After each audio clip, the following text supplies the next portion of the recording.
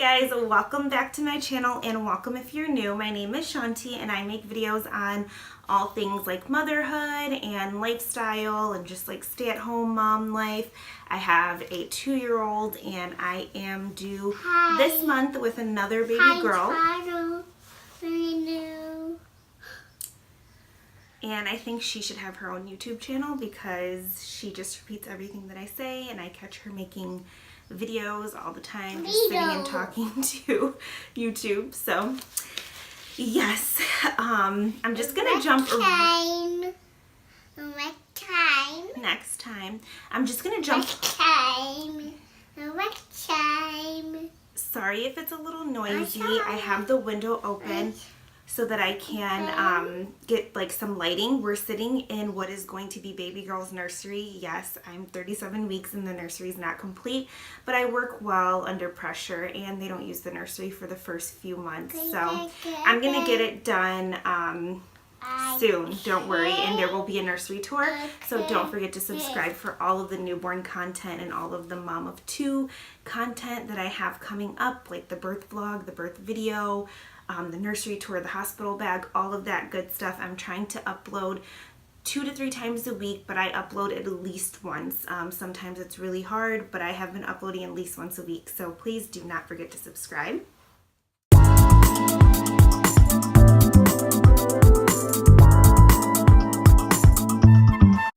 And this update is going to be combining weeks 34, 35, and 36.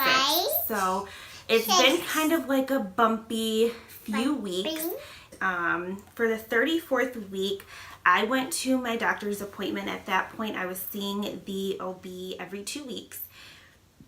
And on that day, I had like a random burst of energy. I went out and bought a ton of new things for baby girl, which I do have a baby girl haul up on my channel from that shopping trip. So I will have that link down below and maybe somewhere here. And you want to go play? Go play? We'll go to the park later, baby. And I went to the doctor's appointment, and for that appointment I had my daughter with me. I don't always have her with me, but for that one I just took her with me. And she was a little rowdy. So it was kind of a difficult appointment. And I get there and they weigh me as usual. I gained 10 pounds in a matter of a 2-week span. So that was like crazy and something that really shocked me. And then I got in the room and the nurse took my blood pressure. And then she had me go leave a urine sample. So after I left the urine, she came back in and she said, there's protein in your urine.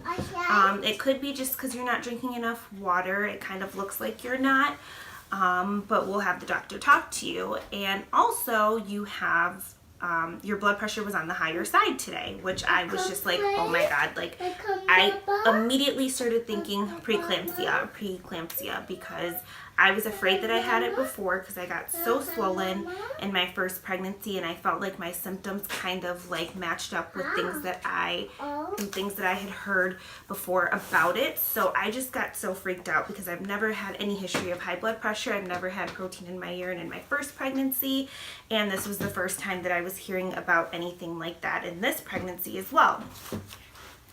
So the doctor ended up ordering a 24-hour urine where you have to pee in that jug for 24 hours. You really shouldn't like leave the house, otherwise you'd have to take it with you unless you hold it until you get back. It's such just like a nuisance to have to do. So I just did it on a Sunday and stayed home that whole day. And then when you wake up at night, you have to put that in there too in the following morning, and then you turn it in. So I turned that in. I waited a couple of days for those results, and they ended up coming back that my urine and my protein was like 200, and I think 300 or 350 is when they're concerned. So the doctors told me that they were not concerned about that at all. They retook my blood pressure the day that it was higher because I did have my daughter, so I was kind of running around a little bit, and the nurse said she thought it could be that. They retook it like 10 minutes later. She said it was fine, and then they took it again because I came in and left a second urine sample like on a day that I didn't have an appointment, I just went in and then did another blood pressure and everything was fine. So that kind of got dropped. It's something that is in the back of my mind. I was also told at that appointment that I was measuring ahead, which I know I've noticed with a lot of people that have preeclampsia and like gestational diabetes and all of that, that their babies will measure ahead, and a lot of times I feel like it's because they have to deliver early. So that was something else that kind of freaked me out and made me think like, okay, something's not right. But yeah, the doctor said not to be concerned and everything looked great. Put this down. Put it down, please. Thank you. Thank you. So yeah, that was like my eventful and crazy 34th week. And then in the 35th week, yeah, so by the time I ended up getting the results back for the 24-hour urine and going back in to redo my blood pressure and all of that, I was in the beginning of my 35th week. So that's why those weeks kind of combined nicely, because there wasn't much more craziness in the 35th week than what had happened the prior week. What I did notice is that my leg was starting to cramp up, my left leg. Like every night I would wake up, my leg would be just like numb or crampy, and I was so uncomfortable, and it was just like in the middle, like my upper leg, not my foot, not anything else. Like I've had like my feet or hands get like that, but I've never had it with my legs. So that was another thing that I was like, oh my God, here we go. It's just like one crazy symptom after another. And when you've been pregnant before, I feel like you just compare everything to your first pregnancy. So it's like, I didn't have this before, why am I having it now? But every pregnancy really is so different. I can definitely say that. And I also started to have really sleepless nights in the 35th week. So there were nights where I would lay in bed for hours and there was no way for me to fall asleep. Like I would just lay there on my phone watching YouTube, reading articles, and I could not sleep until 1, 2, I think even 3 a.m. Some nights, which really sucks because you want to get all the sleep and just soak it all up right now before your baby's born and before you will not be getting much sleep. But for me, no matter how tired I was, no matter what I had going on, it was just like 2 or 3 days straight. Sleeping would be really rough, and then, stop baby. And then the next day I would sleep well, and then it was just like an on and off pattern. So yeah, that is something else that I was experiencing in the 35th week.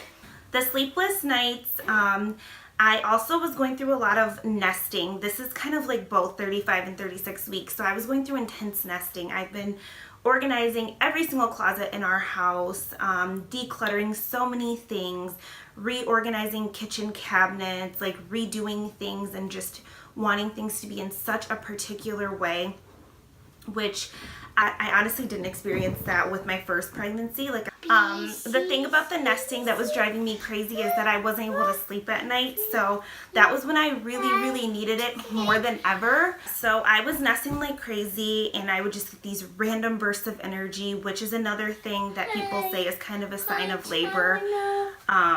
So yeah, that is something. And then also something I forgot to mention about, like, it kind of goes with the sleepless night, is that I have been having really like hot flashes and like night sweats. Like I wake up in the middle of the night and I can just chug a bottle of like ice cold water. I am so sweaty, so sticky, so uncomfortable. And even some of those nights where I was staying up late, I would get up and like take like a cool shower, and I am not a cool shower or cold shower type of person. Like I like the water to be super hot, but I have just been so hot. Like even right now, I'm just wearing this thin little t-shirt and it's like breezy outside, and I am like super hot and sweaty, and I can just feel that. So yeah, that's another thing that I've had going on. Also in my 36-week appointment, because that was the last of the 2-week appointments, now starting at 37 weeks, I will be seeing the doctor weekly. The doctor did check me, and I am 1 centimeter dilated, which I was checked before, and they told me that if I was anything, maybe it was a half, but they didn't think that I was.